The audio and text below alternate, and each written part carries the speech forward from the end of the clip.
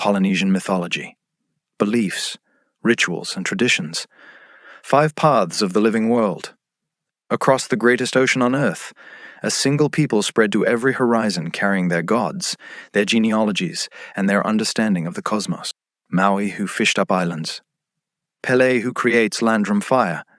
The navigator who reads stars with his body. The haka that shakes the earth. The mana that flows through all things. Earned, inherited, and lived. Personal Reading Series, May 2026, Halagricity 2Q Productions. Contents.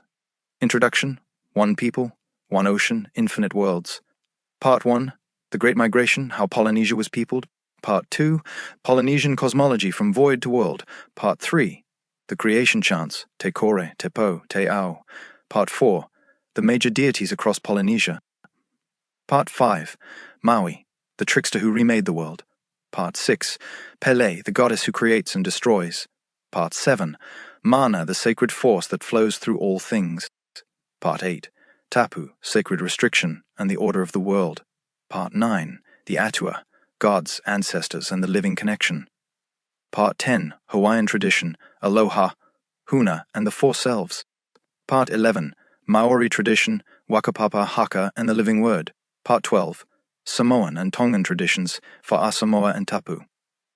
Part 13, Navigational knowledge, reading the ocean. Part 14, Sacred arts, tattoo, carving, and weaving as theology. Part 15, Ritual, ceremony, and the marae. Part 16, Death, ancestors, and the afterlife. Part 17, Colonization and the survival of the sacred. Part 18, Halagricity convergences. Introduction. The Polynesian world is the largest cultural area on Earth.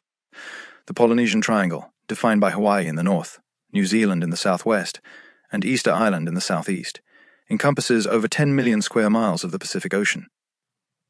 Across this enormous expanse, a single ancestral people spread, beginning approximately 3,000 years ago, in the most audacious maritime migration in human history. They carried no writing, no metal tools, no compass. They carried their cosmology, their genealogies, their sacred practices, and their incomparable knowledge of the ocean, and they found every inhabitable island in the Pacific. What unifies this culturally diverse world, from the elaborate haka of the Maori to the hula of Hawaii, from the tattoo traditions of Samoa to the stone monuments of Easter Island, is a shared cosmological foundation, a worldview in which the cosmos emerged from primal void and darkness through a process of generative differentiation, in which the divine and the human are not separated by an unbridgeable gulf, but are connected through genealogy, in which sacred power flows through all things and can be cultivated, directed, and inherited, and in which the living community exists in ongoing relationship with the ancestors and the gods who are themselves the ancestors at the furthest reach of the genealogical chain. For halagricity, Polynesian tradition offers specific and irreplaceable gifts, the most developed ancient understanding of mana as a universal life force that is simultaneously cosmic and personal, the concept of genealogy as sacred connection, the navigator's body knowledge of the ocean's subtle signs, the haka as sacred embodied practice, and the Hawaiian understanding of the 4 selves as a sophisticated map of the human being's multiple dimensions. The Great Migration, How Polynesia Was Peopled. The peopling of Polynesia is one of the most remarkable achievements in human history. Beginning from the Bismarck Archipelago region of Near Oceania approximately 3,500 years ago, the ancestral Polynesians, the Lapita people, identified by their distinctive geometric pottery, expanded eastward into the remote Pacific at a rate and with a navigational sophistication that modern scientists did not believe possible until archaeological and genetic evidence confirmed it in the 20th century. The timeline of expansion. The Lapita expansion reached Fiji, Samoa, and Tonga by approximately 1000 BCE, the ancestral Polynesian homeland. From this western Polynesian base, a second expansion eastward into remote Polynesia began around 500 BCE to 300 CE, the Society Islands, the Marquesas, and ultimately the most remote points of the triangle, Hawaii, Easter Island, Rapa Nui, and Aotearoa, New Zealand. The Polynesians also reached South America. Genetic and botanical evidence confirms contact with the American continent well before Columbus. The technology of navigation. The navigational technology that made this expansion possible had no parallel in any other contemporary culture. Polynesian navigators read the stars, the ocean swells, the wind patterns, the behavior of birds, and the color and character of the water itself. This knowledge was transmitted through oral tradition, through the body, and through specialized navigational chants that encoded star paths and island sequences in forms that could be memorized and transmitted across generations. Connection to halagricity. The Polynesian navigator's body knowledge. Reading the ocean's subtle signals through the skin, through the body's sensitivity to swell patterns, through the cultivated capacity to feel, rather than merely observe the environment, is the Polynesian expression of what halagricity holds about embodied knowing. The haligric feeling dimension of the tetralty is not merely emotional feeling. It is this, the full-body sensitivity to subtle signals that the ordinary, armored, sensation-numbed body cannot perceive. The navigator, who could feel a swell change through the hull of a canoe in the dark of night, and know from that feeling the direction of an island hundreds of miles away, was practicing the most advanced form of haligric feeling, the body as a precision instrument of sacred knowledge. Polynesian cosmology from void to world. Polynesian cosmologies across the triangle share a remarkably consistent foundational structure, expressed in different specific forms in different island groups, but recognizable as expressions of the same fundamental understanding. The cosmos began in void, nothingness, and darkness, and through a process of generative differentiation, not creation by a pre-existing deity, but emergence through the cosmos's own internal generative capacity, the world came into being. The primordial void, Po and Kore. In Hawaiian and Maori tradition, the cosmos begins in Te Kore, the void, the nothingness, the condition before anything existed. But Te Kore is not simply absence. It is a generative nothingness, a pregnant void that contains the potential for everything. The Maori creation chants describe multiple progressions through increasingly defined states of Kore that represent the progressive differentiation of primordial potential from absolute nothingness toward the first stirrings of existence. From Kore comes tellurium polonium, the darkness, the night, the primal creative darkness within which existence begins to take shape. Tellurium polonium is not merely the absence of light, it is the generative darkness, the womb of the world, the condition within which the first forms emerge. Multiple successive POs are described in the creation chants, each one a stage in the progressive development of the cosmos, from absolute void through relative darkness toward the light of the created world. The separation of sky and earth. From the primal darkness emerge Ranginui and Papatuanuku, who lie locked in tight embrace, their children compressed in the darkness between them.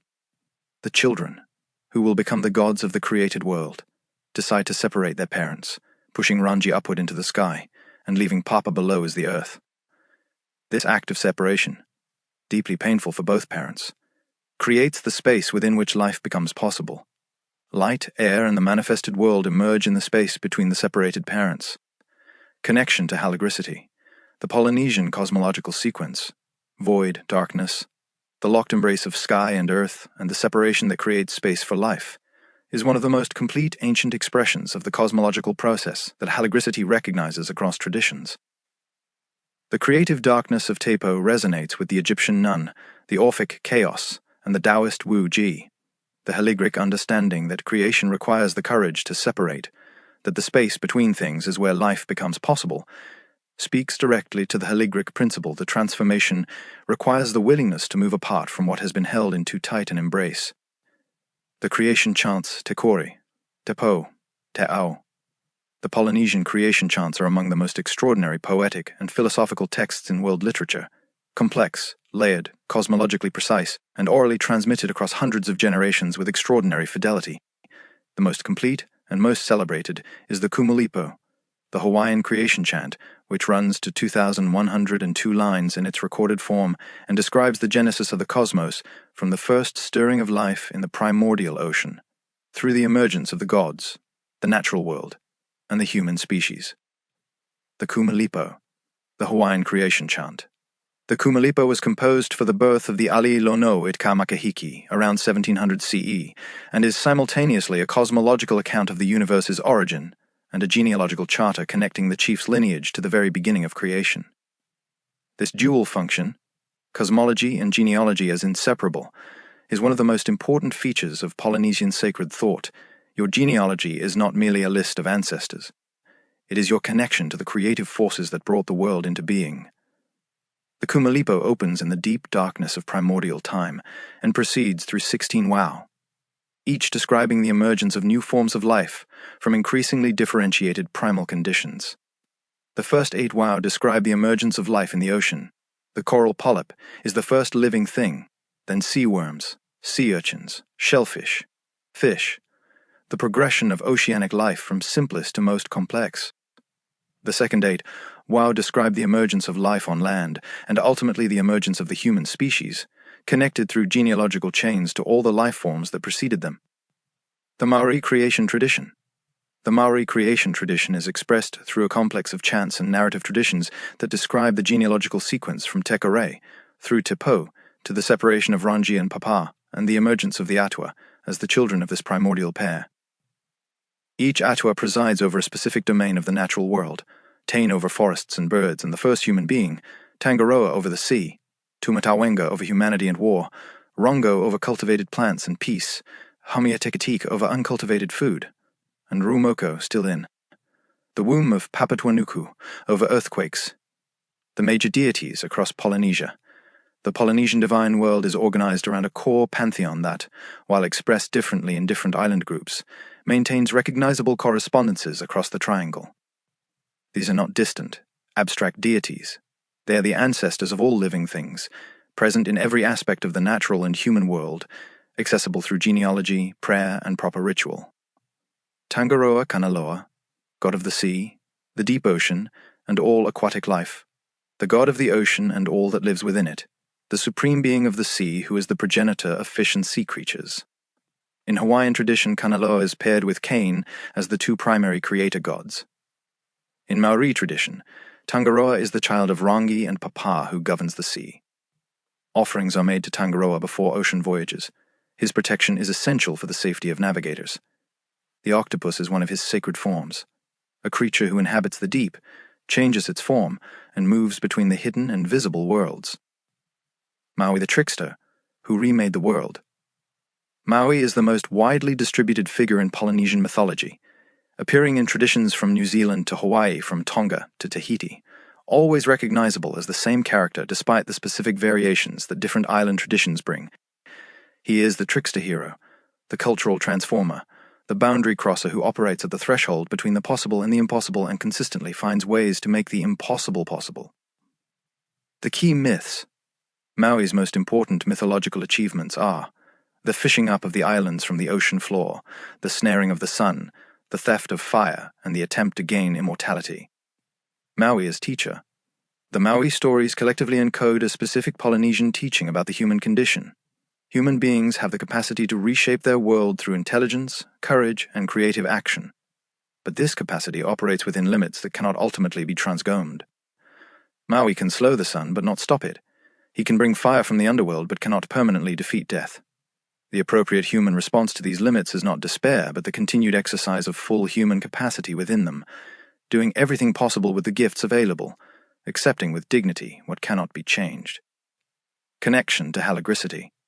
Maui's mythology, the trickster hero who uses intelligence, determination, and willingness to cross conventional boundaries to transform the conditions of human life, while ultimately meeting the limit of death with dignity, is the Polynesian articulation of what halagricity holds about the relationship between human agency and cosmic law.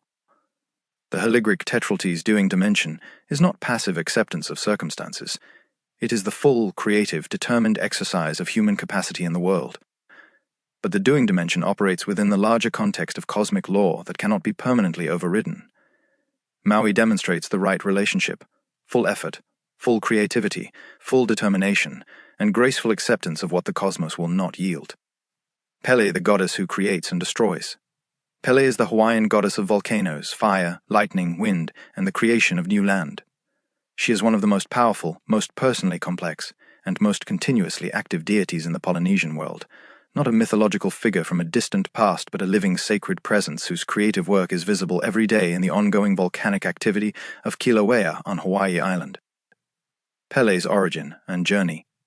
Pele's origin story describes her as a supernatural being from the spirit world who traveled across the Hawaiian island chain seeking a permanent home. She tried each island in turn, digging with her sacred digging stick to find fire, but each site was flooded by her sister Namakokahai, goddess of the sea, who pursued Pele with implacable hostility.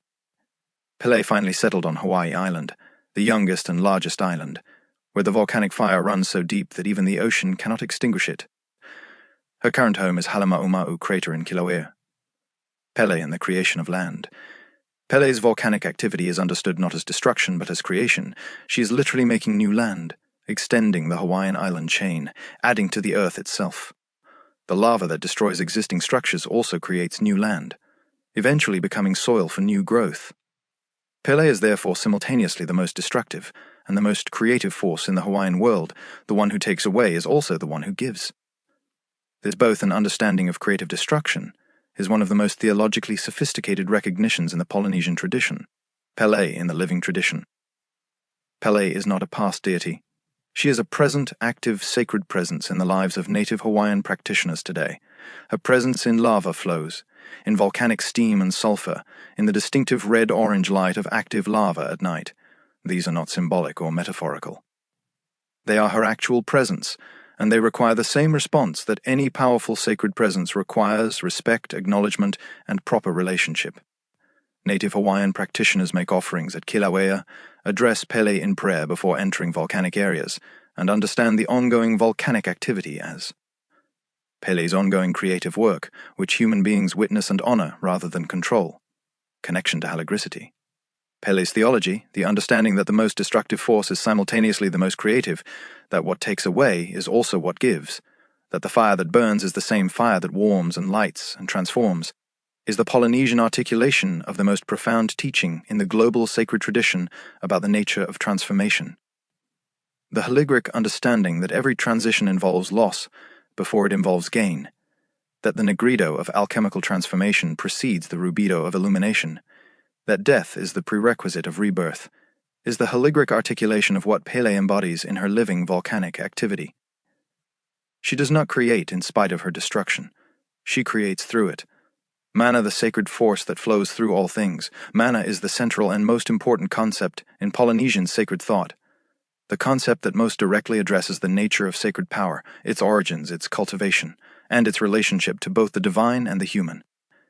It is also the concept that has most thoroughly entered global English language usage, but almost always stripped of its theological depth and reduced to a simple synonym for power or energy. What mana actually is: mana is simultaneously a force, a quality, a relationship, and an authorization. It is the sacred power that flows from the divine through specific persons, objects, places, and actions, present wherever the divine has touched the world with specific intensity. A great chief has mana, not merely power in the political sense, but a genuine sacred quality that is perceptible to those who have developed the sensitivity to recognize it. A skilled navigator has mana. A skilled healer has mana. A place where significant sacred events have occurred has mana. An object associated with a sacred person or event has mana. Mana is not merely personal. It flows through genealogical lineages. The mana of a great ancestor is transmitted to their descendants through the lineage chain. This is why genealogy is so sacred in Polynesian tradition. It is not merely a record of who your ancestors were. It is the account of the mana you have inherited and that flows through you. The person who knows their complete genealogy knows their complete inheritance of sacred power. Building and losing mana. Mana can be increased through specific actions, acts of courage and skill that demonstrate alignment between the person's sacred inheritance and their actual conduct, proper performance of ritual that maintains the relationship between the human and divine realms, the creation of things of extraordinary beauty and power, and the cultivation of relationships with atua and ancestors through prayer, offering, and ceremony. Mana can also be lost, through acts of cowardice or moral failure, through the violation of tapu, through arrogance that claims more mana than one actually possesses, and through the failure to maintain the proper relationships that sustain sacred power. Connection to halagricity. Mana, the sacred force that flows from the divine through specific persons, places, objects, and actions, that is inherited through genealogy and cultivated through proper conduct and relationship, that can be increased through aligned action and lost through violation and arrogance, is the Polynesian articulation of what halagricity recognizes in ash, in chi, in waifri, in prana. All of these are recognitions of the same fundamental reality, that there is a sacred force that flows through the cosmos, that concentrates in specific places and persons, that responds to proper cultivation and is depleted by misuse, and that the experienced practitioner can perceive, work with, and direct. In halagricity, the cultivation of mana is the work of aligning all four tetrality dimensions, so that feeling, thinking, speaking, and doing are in genuine correspondence, creating the conditions for sacred force to flow through the practitioner without the leakage that comes from internal misalignment. Tapu, sacred restriction, and the order of the world. The word tapu, which entered English as taboo through Captain Cook's voyages, is the Polynesian concept of sacred restriction, the condition of being set apart, protected, and restricted by the power of the sacred. The English taboo carries only the negative connotation of prohibition, something that cannot be done. The Polynesian tapu is more complex. It is simultaneously a protection, a designation of sacred status, and a necessary feature of a world in which mana is real. The logic of tapu. Tapu operates on the recognition that concentrated mana is potentially dangerous to those who approach it without proper preparation or proper standing. The chief's head is tapu, intensely sacred, because the chief's mana is concentrated there. An ordinary person who touches the chief's head without authorization risks being overwhelmed by the concentrated sacred power that is beyond their capacity to contain. This is not arbitrary restriction. It is a practical management of the relationship between different intensities of sacred power. Sacred places, sacred objects, sacred people, and specific activities at specific times are all tapu, set apart from ordinary use and ordinary contact. The violation of tapu is not merely a social transgression. It is a disruption of the sacred order that generates real consequences: illness, misfortune, or the dissipation of the mana that the tapu was protecting. The system of tapu is therefore the practical management of mana in a world where mana is real, and its mismanagement has real consequences. Noah, the ordinary. The complementary category to tapu is Noah, the ordinary, the free, the unrestricted. Noah is not the absence of sacredness. It is the condition of everyday sacred life, the state in which things are available for ordinary use without special restriction. The movement between tapu and Noah, the ceremonies that lift restrictions, the procedures that make something formally tapu available for ordinary use, is one of the primary functions of Polynesian ritual practice. The skilled practitioner understands when and how to move between these conditions, the Atua gods, ancestors, and the living connection. In Polynesian thought, the boundary between gods and ancestors is not a sharp categorical distinction, but a matter of degree along a single continuum. The Atua are the ancestors, at the farthest reach of the genealogical chain, so remote that their divine character predominates over their human character. Living human beings are at the near end of the same chain, so recent that their human character predominates, though their connection to the divine dimension remains through the genealogy that links them to the Atua. Wakapapa, the sacred genealogy. Wakapapa, literally, to place in layers, is the genealogical principle that is simultaneously the most important intellectual achievement and the most important spiritual practice in Maori and wider Polynesian tradition. Wakapapa is not merely the listing of ancestors, it is the understanding of the relational web that connects all beings to each other and to the Atua through the genealogical chain. To know your Wakapapa is to know your place in the cosmos, your relationships, your inheritances, your obligations, and your access to the mana of your lineage. Every significant thing, every plant, every animal, every natural phenomenon, every human activity, has a Wakapapa, an account of its origins, its relationships, and its position in the web of sacred connection. The Wakapapa of a tree traces its genealogy to Tain, the god of forests. The Wakapapa of the ocean traces to Tangaroa. The Wakapapa of a specific person traces through their human lineage to the Atua, who is their most remote ancestor.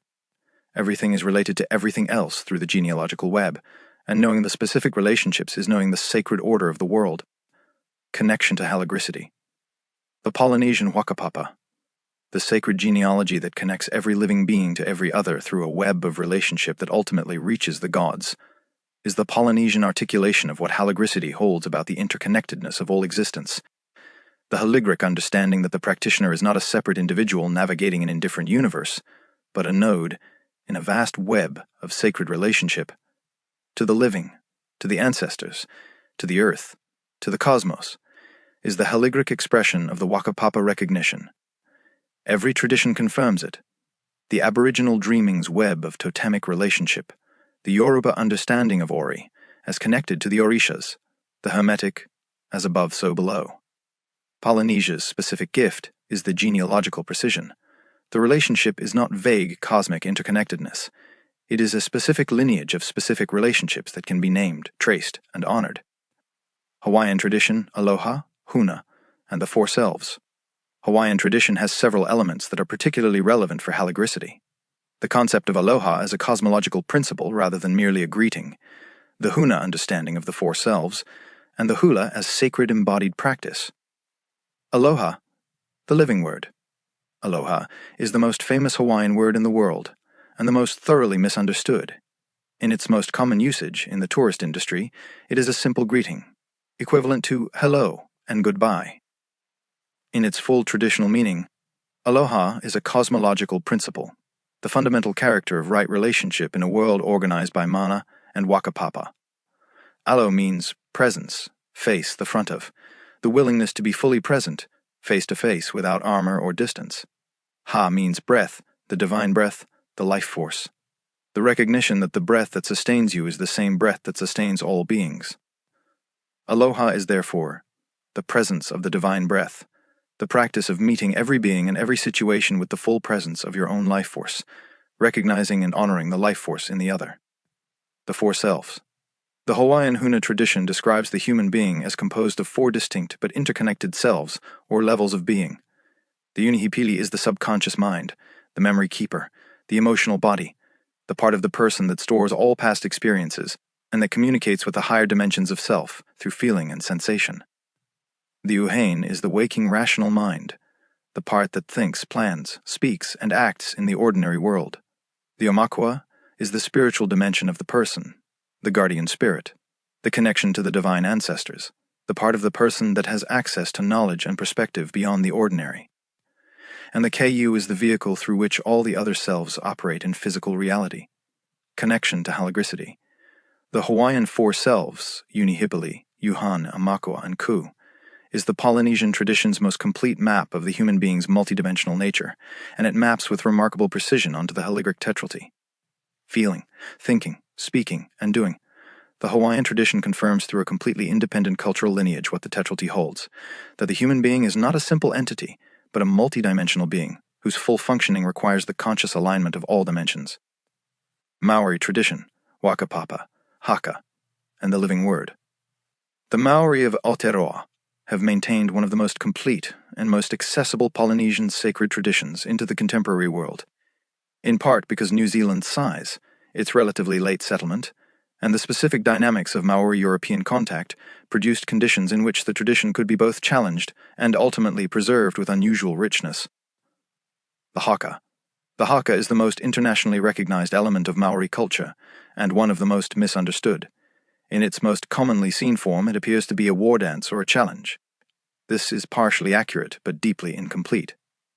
The haka is a total embodied practice that simultaneously expresses genealogy, calls on the atua, projects mana into the shared space, and creates collective alignment. The haka is not performed. It is lived. The correct haka requires not merely correct movements and correct words, but the correct inner state, the full presence of the performer's mana, aligned with the mana of their lineage and their atua. A technically correct haka performed without the correct inner state is empty. A haka performed with full inner alignment, even if technically imperfect, carries its power. Karakia, the sacred word. The Maori karakia is the technology of sacred speech, the understanding that the properly composed and properly delivered spoken word has direct effects in both the human and the divine realms. Karakia opens significant activities, meetings, meals, ceremonies, the beginning of important work, acknowledging the sacred dimension of what is about to occur and inviting the atua's presence and blessing. They close significant activities with thanks and the formal return of the sacred space to ordinary conditions. The Karakia tradition is one of the most complete living expressions in the world of the haligric understanding that sacred speech is not metaphorical but connection to halagricity. The Maori Karakia tradition, the understanding that spoken words, properly composed and properly delivered, directly affect both the human and divine realms, is the Polynesian articulation of what halagricity holds about the speaking dimension of the tetrality. The speaking dimension is not merely the expression of what has already been felt and thought. It is a causal act, a creative force that brings what is named into a new mode of existence. The Maori elder, who opens a community meeting with karakia, is doing the same thing as the haligric practitioner, who begins a ceremony with a specific opening invocation, acknowledging the sacred dimension of what is about to happen, inviting the presence of specific sacred forces, and using the word as the bridge between intention and manifestation. Samoan and Tongan traditions for Samoa and sacred order. The Western Polynesian traditions of Samoa and Tonga represent the oldest continuously inhabited areas of Polynesia, the ancestral heartland from which the Eastern expansion departed. Their traditions therefore have a specific antiquity and depth, and specific features that illuminate the foundational Polynesian worldview, Fa'asamoa, the Samoan way. Fa'asamoa is the comprehensive traditional code that governs Samoan social, religious, and cultural life. It is not merely a set of customs.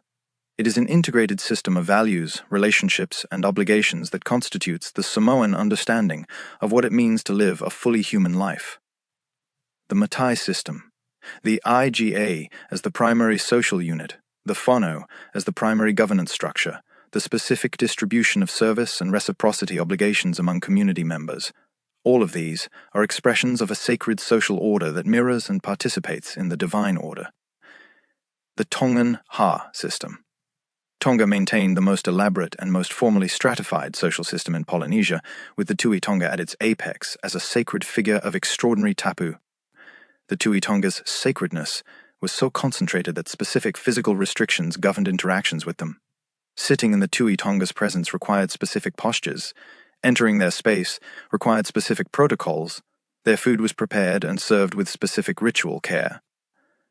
The Tui Tonga's tapu is one of the most extreme examples in Polynesia of the practical management of concentrated mana, a living demonstration that the concept of divine kingship is not limited to Western and Asian civilizations, but appears wherever the sacred is understood to concentrate in specific persons.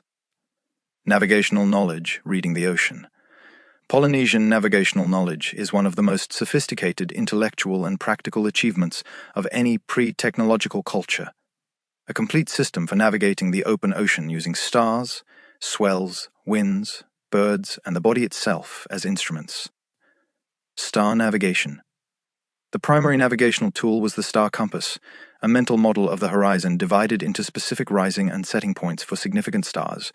By knowing the rising point of a specific star, a navigator could determine their direction without a magnetic compass. By knowing the zenith star for a specific destination, the star that passes directly overhead at the latitude of the destination island, the navigator could determine when they had reached the correct latitude, even in the absence of any other positioning information. The complete star compass included approximately 150 to 200 stars, each with their rising and setting points memorized, and the ability to track these stars through cloudy periods by dead reckoning from the last known position. Swell navigation. The ocean's surface swell patterns, generated by distant storms and propagated across thousands of miles, provided directional information that was independent of the wind and the stars. The navigator could feel the primary swell direction through the hull of the canoe and through their own body even in complete darkness and cloudy weather. Islands deflect and refract swells, creating specific swell shadow patterns that an experienced navigator could detect and use to home in on a destination from hundreds of miles away. The living tradition. The navigational tradition that was nearly lost to colonization has been revived through the extraordinary work of the Polynesian Voyaging Society, founded in 1973. The voyaging canoe Hokulea, a reconstructed Hawaiian double-hulled voyaging canoe, has made numerous voyages across the Pacific using traditional navigation methods, including a 2013 to 2017 circumnavigation of the globe. The master navigator Mau Piailug of Satual was the primary teacher who transmitted the living navigational tradition to a new generation of Polynesian practitioners. His teaching was not from books. It was transmitted through the body, through practice on the water, through the same apprenticeship system that transmitted it for thousands of years. Sacred arts tattoo, carving, and weaving as theology. In Polynesian tradition, the sacred arts are not decorative embellishments on ordinary life. They are primary expressions of sacred knowledge, encoded in forms that can be read by those who have developed the capacity to read them. Tatau, the sacred tattoo. Polynesian tattooing is one of the most complex, and most theologically significant art forms in the world. The tattoo is not merely a personal decoration. It is a permanent inscription of the wearer's genealogy, their sacred connections, their social identity, and their relationship to the atua. Specific tattoo patterns are reserved for specific social roles, specific lineages, and specific levels of sacred status. The process of receiving a traditional tattoo is itself a sacred ceremony, requiring specific preparation, specific ritual protocols during the tattooing, and specific care afterward. The Samoan Pea and the Malu are the most extensive and most formally significant tattooing traditions in Polynesia, requiring weeks of tattooing sessions, sustained by community support, and culminating in a person who carries their sacred identity permanently inscribed on their body. Wakairo, sacred carving. Maori carving is understood as the work of Tane, the god of forests and creation. The carver who works with wood is working with Tan's children to bring forth the forms of the ancestors and atua that are latent within the wood. The great carved meeting houses of Maori communities are not merely architectural achievements. They are living sacred spaces in which every carved surface represents a specific ancestor, and in which the community that gathers inside is literally inside the body of their collective ancestor. Ritual, ceremony, and the marae. The marae, heiau, marae, or Malay, is the sacred ceremonial platform that serves as the primary ritual space in Polynesian communities, the threshold between the ordinary human world and the divine world, the space where the community meets the atua in ceremony. The marae as sacred space. The marae is typically a rectangular stone platform, open to the sky, with specific orientation and with specific structures. The space of the marae is intensely tapu when ceremony is in progress. The protocols for entering, moving within, and exiting the marae space are specific and rigorously maintained. The marae serves multiple functions simultaneously. It is where the community gathers for the major ceremonies of the sacred calendar, where the living meet the dead in formal ancestral invocation, where mana is publicly acknowledged and distributed, where conflicts are resolved in the presence of the atua, and where major life-to-cycle transitions are marked in the context of the whole community's sacred relationship with the divine order. First fruits and agricultural ceremony. Polynesian agricultural ceremonies, particularly the first fruit ceremonies that mark the beginning of the harvest, are among the most important in the sacred calendar. The offering of the first portion of any crop back to the atua, before any community member consumes it, is the formal acknowledgement that the earth's productivity is a sacred gift, not a rite. The makahiki season in Hawaii, 4 months of celebration, competition, and the suspension of warfare, dedicated to Lono, is the most elaborate expression of this agricultural ceremonial cycle in the Polynesian world. Death, ancestors, and the afterlife. Death in Polynesian tradition is not the end of a person's existence. It is the transition from the human dimension of the ancestral lineage to the divine dimension. The dead join the tupuna and, through proper funerary practice and ongoing remembrance, continue to be present and active participants in the life of the community. The tangi, Maori funeral practice. The Maori tangi is one of the most complete and most communally intensive funerary traditions in the Polynesian world. When a person dies, their body is brought to the marae or meeting house, where it lies in state for several days. Community members, from near and far, come to pay their respects through formal oratory, through waiata, through the sharing of food, and through the physical presence that is the primary expression of communal solidarity in Maori culture. The speeches delivered at the tangi are not merely eulogies. They are formal recitations of genealogy, acknowledgments of the deceased's mana and their place in the lineage chain, and the formal recognition of the community's obligation to the one who has passed. The afterlife, pulotu, and reinga. Polynesian afterlife traditions vary significantly across the triangle, but share a common structure. The dead travel to a specific spirit world, where they join the ancestors and the atua. The quality of this journey, and the deceased's condition in the spirit world, are influenced by the quality of the funerary ceremonies, performed for them by the living, and by the ongoing offerings and remembrance of those who survive them. Colonization and the survival of the sacred. The history of Polynesia since European contact is a history of extraordinary catastrophe and extraordinary survival. Population losses from introduced disease were devastating.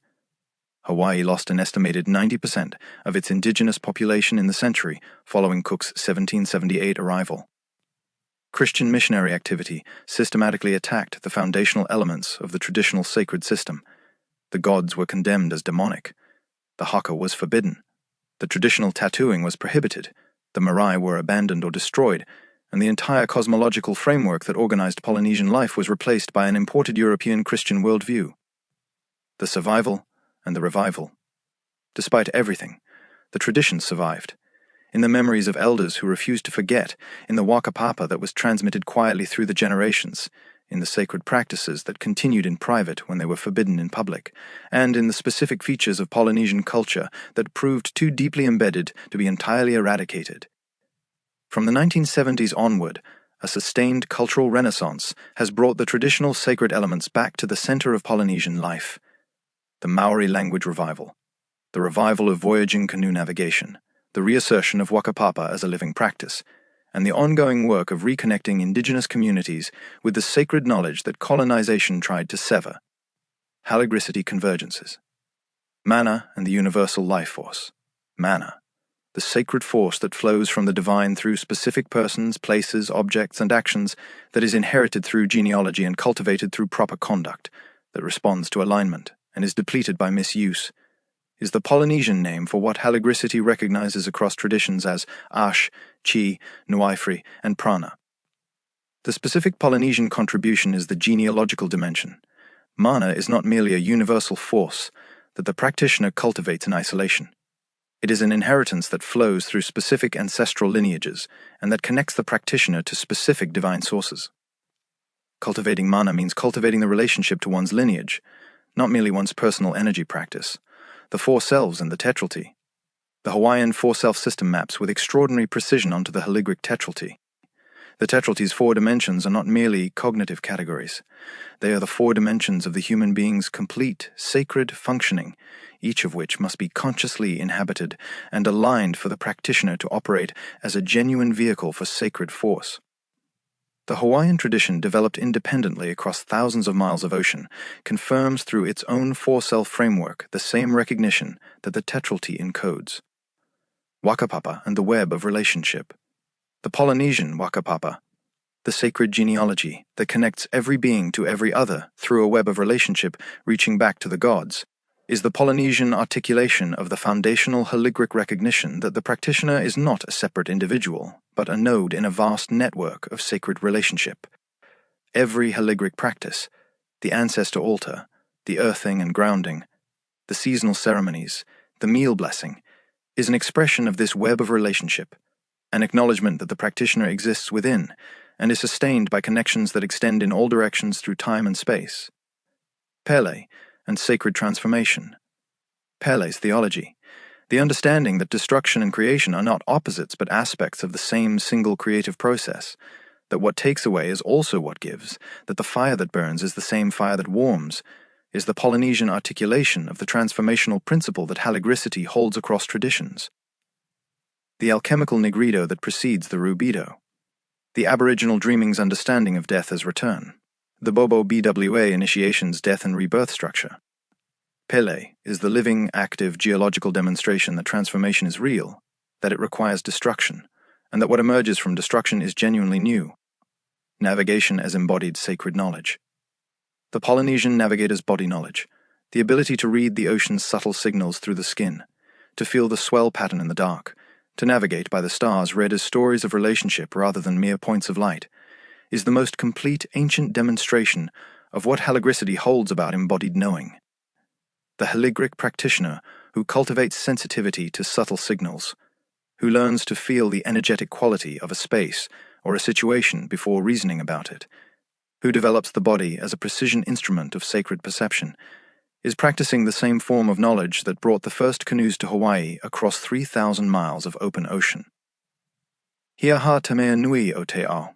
Hi tangata, hi tangata, hi tangata. What is the greatest thing in the world? It is people, it is people, it is people. Maori proverb. The Polynesian world teaches that the most sacred thing is relationship, to the atua, to the ancestors, to the living community, to the ocean that connects all islands, to the stars that guided the canoes home. The practitioner who knows their genealogy knows their place in the cosmos. The navigator who can feel the swell knows where the land is. The one who lives aloha, fully present, honoring the divine breath in every being, has found what the Kumalipo has always been pointing toward. Grand Rising. Personal Reading Series Halagricity, or IQ Productions, or May 2026.